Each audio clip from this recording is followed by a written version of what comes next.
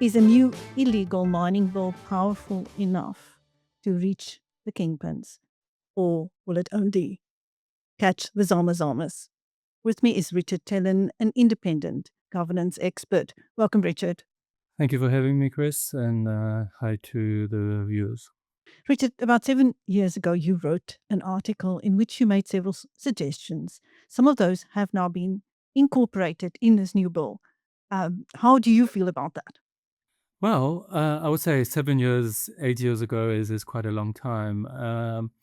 I think for me, it's finally something is happening, and one of the key things I argued was we can't arrest our way out of this, and I think that becomes quite clear in the new bill. However, having said this, 6 years later, the syndicates have only gotten richer, more violent, and more organized. But I would say the bill closes a legal loophole. But for me, is that the frustration is that we've lost almost, half a decade while the problem, gradually increased.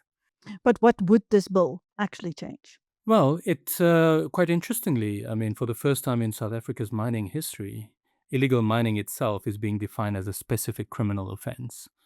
If you would look at it, previously prosecutors had to rely on charges of trespassing, possession of gold-bearing material, and that was quite a legal loophole, and the bill aims to fix that.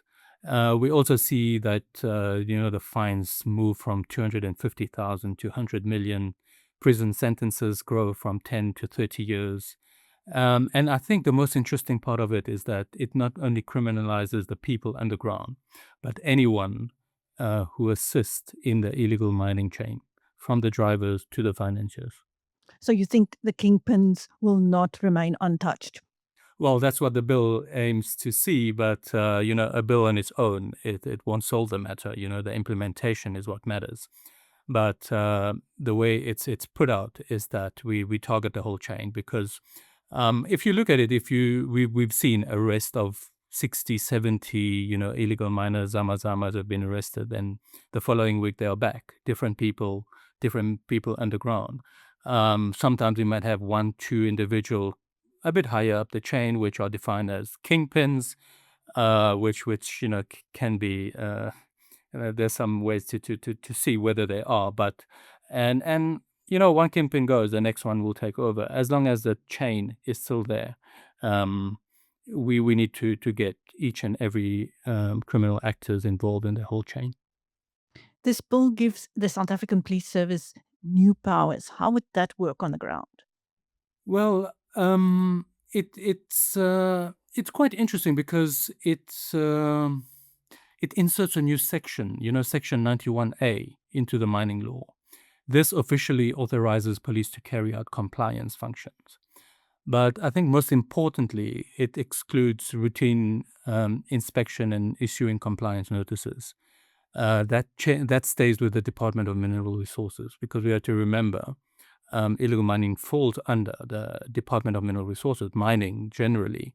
So the police have an enforcement mandate, but compliance notices looking at whether the mine is still operating, it's the health and safety standards, all of that still remains with the Department of Mineral Resources. If you would remember at the conference, the minister said that this was requested by NAD joints to help with operations. But I think the real question is, does SAPS have the resources, the training, and the intelligence capability to actually do that?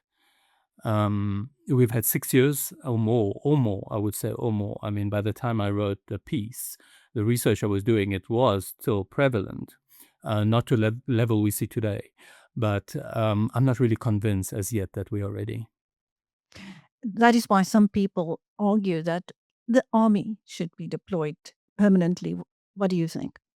I think it doesn't solve the problem, right? We can have the army because it costs resources, it costs money, right? And we've seen that currently the Defense Force is going through a funding challenge, right? I think, was it yesterday or 2 days ago when Musi Maimane came out, and in one of the interviews he said that the president has finally signed some funding that the Appropriation Committee made available.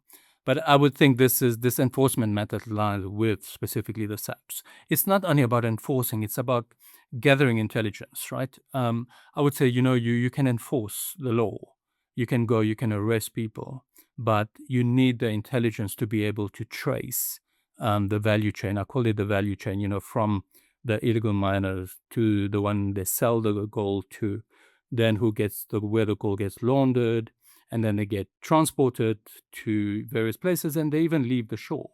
So you need broader mechanisms than just enforcement. So unfortunately, yes, the army might help for a short period of time. We've seen that in other instances, right? The biggest talking point around deploying SANDF is in the gangs-related areas in Cape Town, for instance, and we've seen mixed emotions there. We've seen that very little has had happen. So I would say that might not be the real answer to addressing this challenge. How much is illegal mining costing now in comparison to when you wrote the article? And I would say it's quite, organized crime per se is very difficult to actually get a fixed number, and unfortunately, sometimes we can get quite fixated around the figures, right? But back when I wrote it, it was around 21 billion rand that's, being taken out of, what could benefit the economy. Today, we've seen some estimates, including from PwC. They put it as high as 70 billion rand.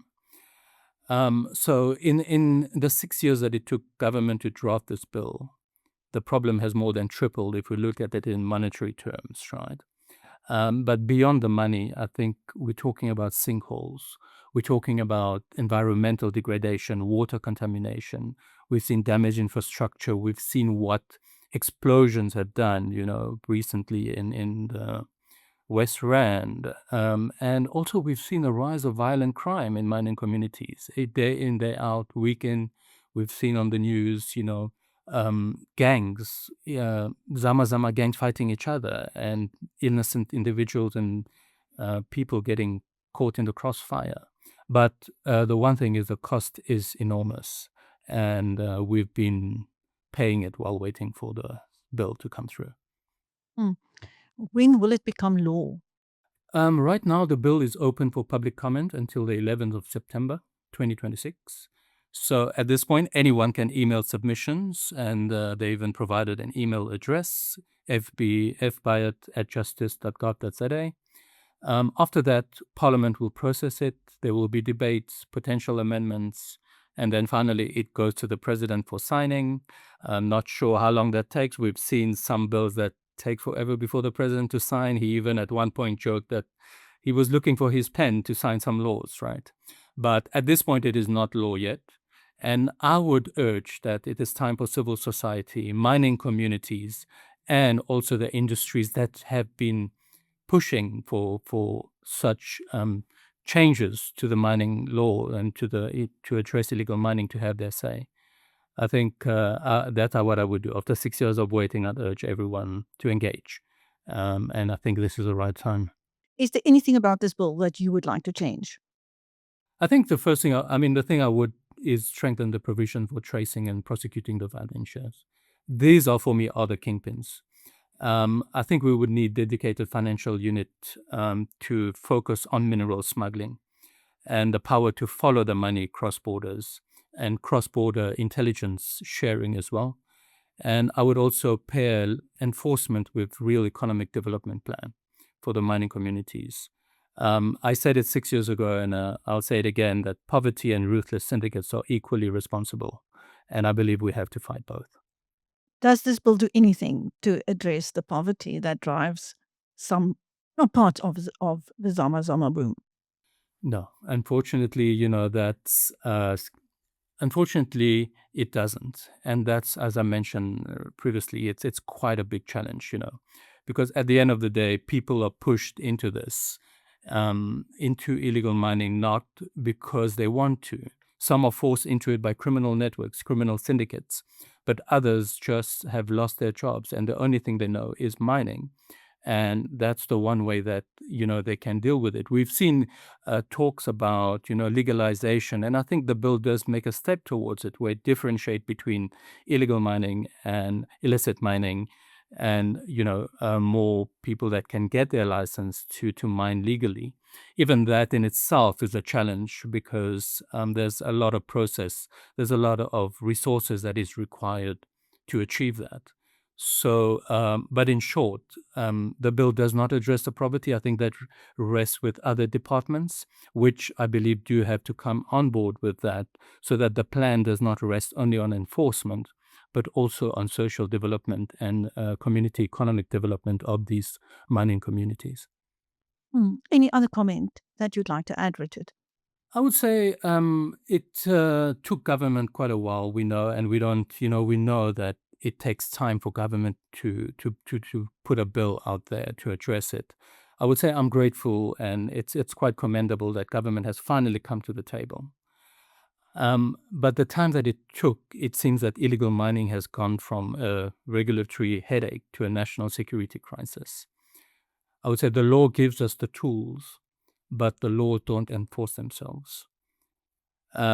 As one commentator said, if we don't go after the kingpins in Santon, if we don't address the poverty that drives people underground, and if we don't give our law enforcement the resources to do this work properly, we will still be in the same position 6 years later. And I would like to emphasize that this is not a tool and not a solution. It's a tool to address it. It requires political will, resources, and finally a genuine commitment to the communities that are caught in the middle. Thank you. That was Richard Chelin, independent governance expert. Speaking to BizNews, I'm Chris Steyn. Thank you, Rick. Thank you very much.